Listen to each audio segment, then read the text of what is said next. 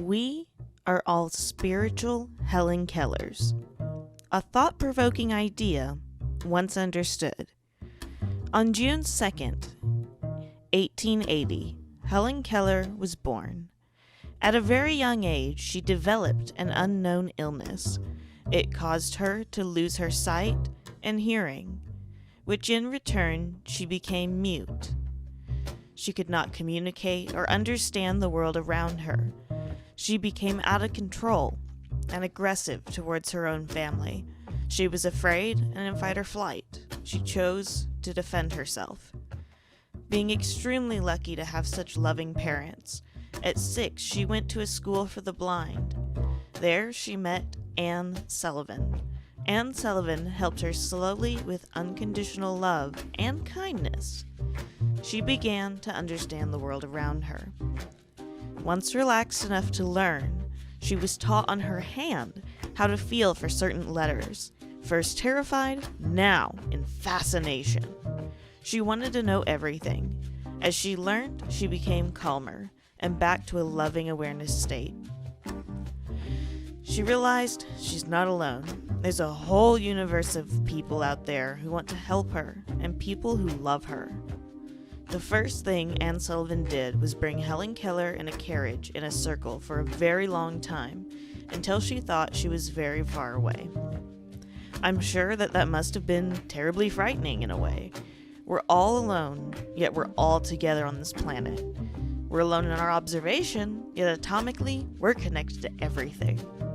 On this earth, we spin around just like that carriage, turning and turning blindly for a very, very long time. Our teacher can't speak to us, as we can't hear them in this university that we live in. It's not that God or the universe doesn't love us, it's that we have become blind and deaf to God. The best way to reconnect is learning to speak to them. Helen Keller learned how to speak with her teacher. She connected to the world around her. With mindfulness, you can connect to that magnetic energy field around you and feel that positive energy. Just feel faith that you are a part of something very, very big. You are important, you just haven't learned how to process the world around you.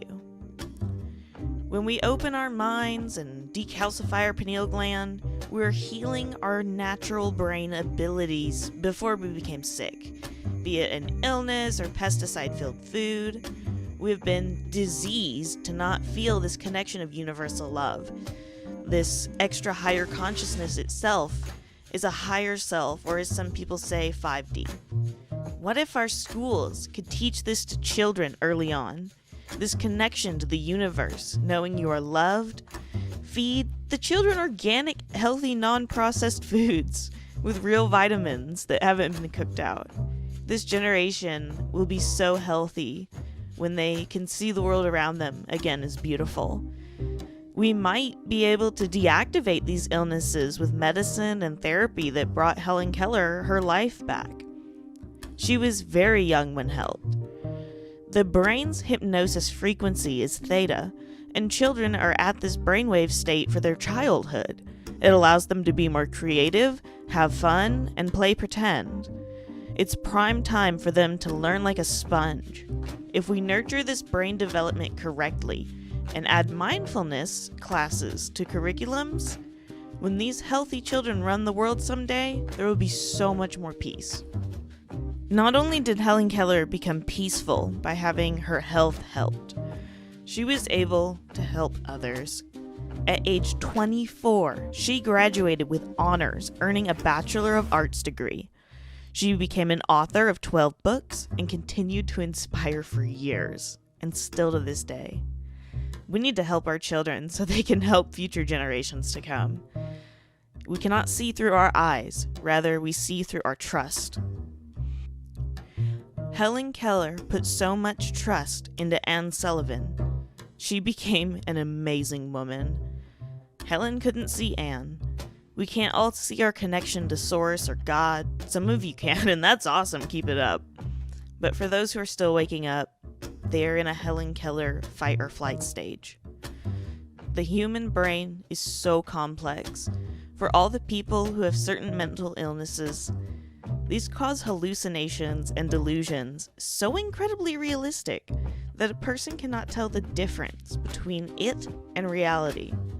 Oddly and amazingly, when certain parts of the brain are activated, people report the exact same symptoms. This reminds me of mass hysteria. If you can make all these people think the same thing, why not find a medication or therapy that allows these people to feel the connection to the world around them? Can you imagine feeling happy for the first time after being depressed like that? We can feel that fire for the fuel of life's desires in our hearts again. We need to reprogram our brains into no longer in fight or flight fear mode, but love and surrender to God. Hopefully, the same parts of the virus that rewrote and reprogrammed Helen Keller to be blind could be in the future deactivated and to take away that corrupt DNA, granting vision and hearing back to those suffering with the same illness. A fascinating woman, she became an activist for others with disabilities and women's rights. The universe is here for you. Even if you can't see or hear it, you're surrounded by light, love, and endless wisdom. Blessings to you.